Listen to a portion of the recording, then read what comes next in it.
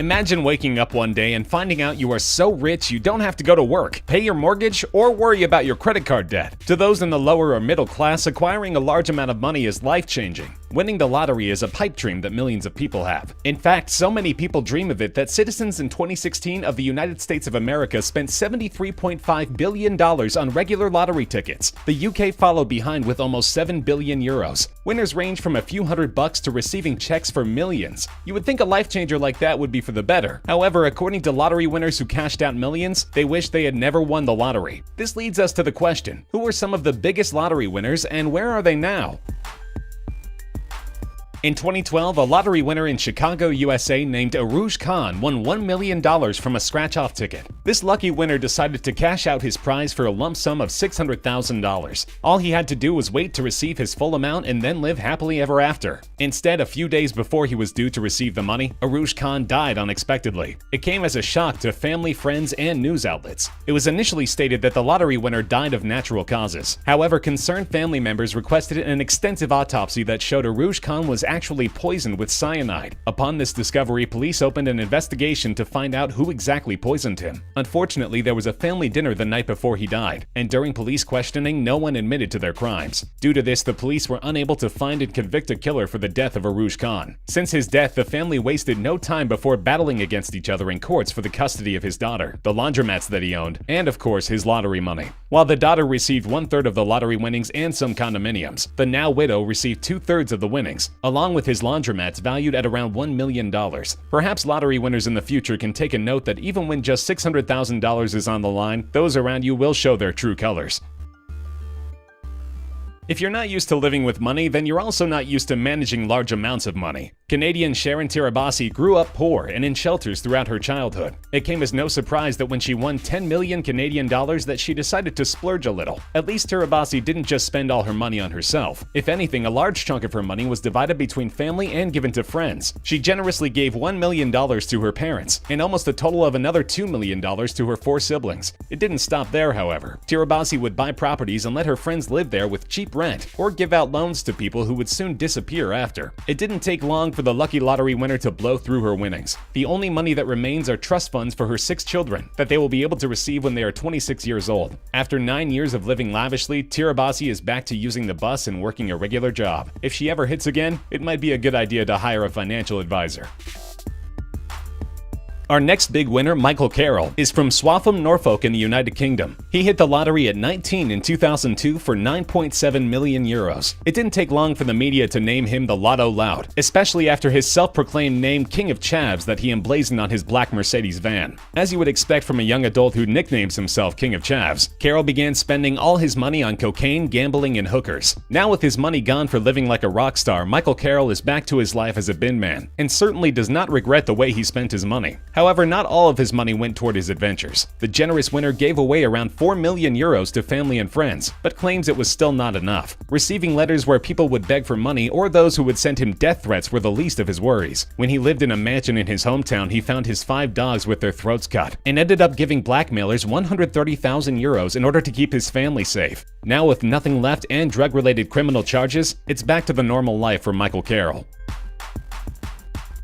$16.2 million received in 26 annual checks, around almost $500,000 each, doesn't sound like a bad way to set yourself up yearly. It's beneficial since less taxes are taken from lottery winners who agree to accept the money in payments, versus receiving one large lump sum of cash. Within 3 months of receiving his first payment, William Bud Post was already $500,000 in debt, buying restaurants, cars, and even a twin-engine plane. That much money could have been easily paid off over the next couple of years of his annual payments, but the debt wasn't the worst thing he had to worry about. His brother had been convicted for trying to hire a killer to murder William Post and his 6th wife. Not only that, but Post was successfully sued by his landlady for 1/3 of his winnings, after 3 years of being in the courts. According to his landlady, William Post was behind on his mortgages, and agreed to split any of his winnings with her. If that isn't the cherry on top for this unlucky winner, he also had to deal with an assault charge after firing a weapon at someone trying to collect a debt from him. According to several interviews from various news outlets, William Bud Post claims he was much happier when he was broke. broke and that he couldn't wait for his lottery winnings to be gone. At the end of everything, he ended up spending all of his lottery winnings and managed a debt of $1 million. Post was living on $450 disability checks and ended up passing away at 66 in 2006, the same year that our next big winner began his journey as a lottery winner.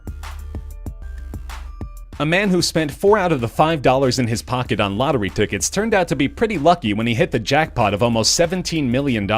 It didn't take long for Abraham Shakespeare to realize those who used to be his friends were attempting to use him to try to get money. The friend he was with when he originally purchased the tickets asked Shakespeare for $1 million, and when he was rejected, ended up suing Shakespeare. The jury saw through the false story that Abraham Shakespeare stole the winning lottery tickets out of his wallet. He eventually befriended a woman named Doris Moore, who claimed to protect the lucky winner from beggars and those trying to scam him. They then began Abraham Shakespeare LLC, which led to Doris Moore having access to the company's funds. When Abraham Shakespeare disappeared in April 2009, his family hoped he was on a beach somewhere warm. In fact, Shakespeare was 9 feet underground, beneath a concrete slab outside the house Doris Moore bought for her boyfriend and put in his name. Desperate to hide her tracks and to make the family believe Abraham Shakespeare was still alive, she used his phone to stay in contact. She also attempted to hire people to move the body, and paid money to his relatives to lie during their police interviews to say that they had seen him recently. But the more she was questioned, the more her story changed. She was found guilty and sentenced to life in prison without parole.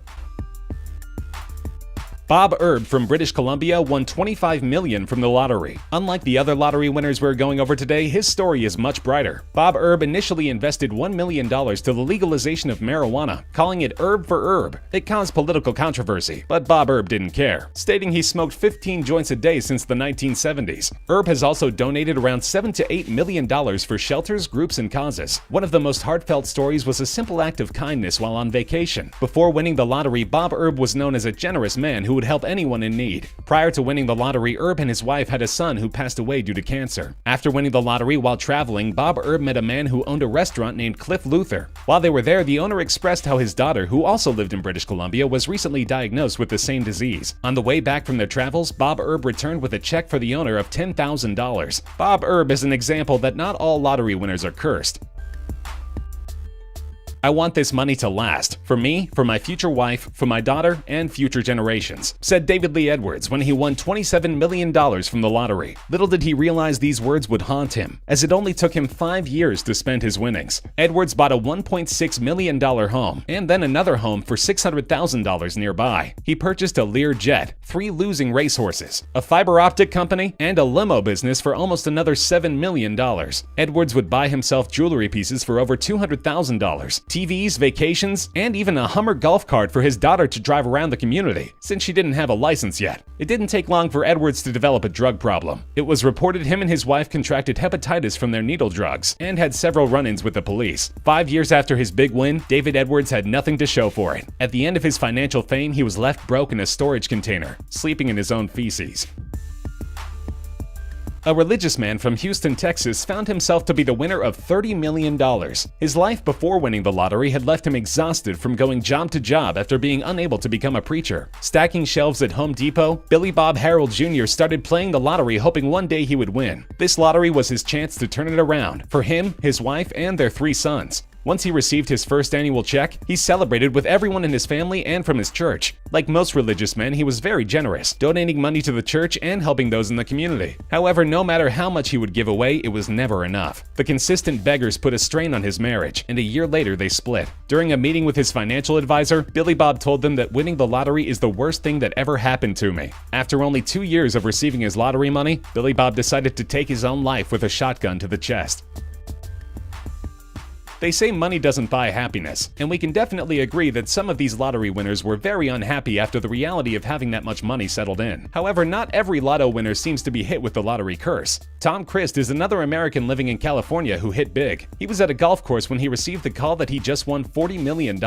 Instead of fantasizing about how he could spend his money, Tom Christ decided to donate the full amount to a charity to honor his late wife. He claimed he was lucky enough to financially secure himself for the rest of his life, death, and to pass on a good means to his children. He tried to remain anonymous for his winnings, but the state law required a picture of him with his check. It took him 7 months to tell his children that he had won the money. None of them had an issue with the donation, but wondered why it took him so long to tell them. His response was that he was unsure of how to handle the situation. Crist ended up retiring years later as the president and CEO of an electrical products and services wholesale company for what was reported $1.14 billion.